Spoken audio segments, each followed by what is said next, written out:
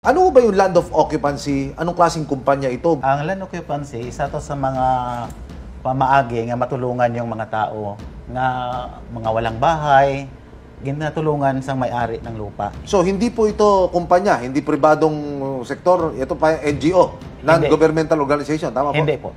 Ay, ano ho? Ang may-ari ng buong Pilipinas nga si Ma'am Lea Calios, balik siya ang bigyan ng authorization ni Epifania Santiago Villegas. Siya ang nagbigay ng karapatan sa land occupancy para makatira sila sa bahay.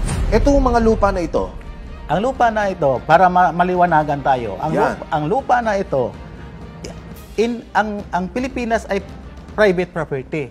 Ha? Private property, hindi government property. ganun ho. Totoo. Ipaliwanag ko sa inyo kung bakit. Ang Pilipinas ay private property, hindi government property. Pero hindi ibig sabihin nga ginabaliwala natin ang government. No? Ang gusto lang sa may-ari, nga gusto niya makatulong lang sa mga tao. Okay. Nagbebenta raw po kayo ng mga property na hindi raw po sa inyo at pagmamay-ari ito ng iba. Totoo po ba yun? Hindi po. Yun ho si, anong pangalan ho? Si Lea Calios.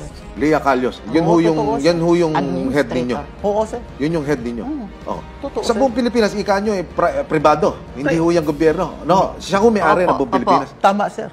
Parang mahirap pong paniwalaan yun. Mahirap paniwalaan. May nakita kong blueprint. Anong meron dyan sa blueprint na yun? Approved plan, sir. Tutulong na ako maghawak, ha? Oh, sige, Ano sige. makikita dito sa blueprint na ito? Ang makita natin ang titulo, ang approved plan na to, itong approved plan na to, nga plan lot 1, nagapakita to nga ito sakop dito sa titulo na to. Nga, Ito ho, saan ho yung nasasakupan? Yung pag-aari daw ho. Ito? Ganun? Oo. Saan lugar ho ito?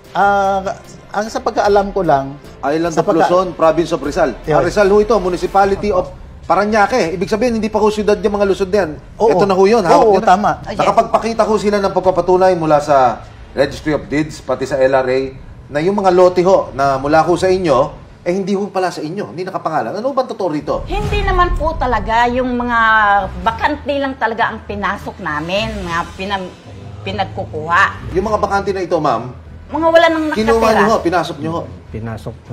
Pinasok nga namin dahil... Hindi ho ba illegal din ho yun? Hindi po. Yung Bakit ho? may papel naman kami po, nga galing sa, Saan po? sa administrator. Nang ano po? Na iyang wala nang mga lote nga mga mga bakante, ibibigay na sa mga mahihirap. Yun ho yung administrator na Opo. binabanggit nyo, si Miss Lea Calios. Pero sabi nga ho nila, wala ho. Walang lumalabas na ganung mga pangalan. Nung sila Wala nga Okay. sir. Aha. Wala nga dahil ipinasok lang. Sabi ni ma'am, yung walang mga bakante, mga nakatira, sige na, sabihin nyo sa na, pasukin nyo na.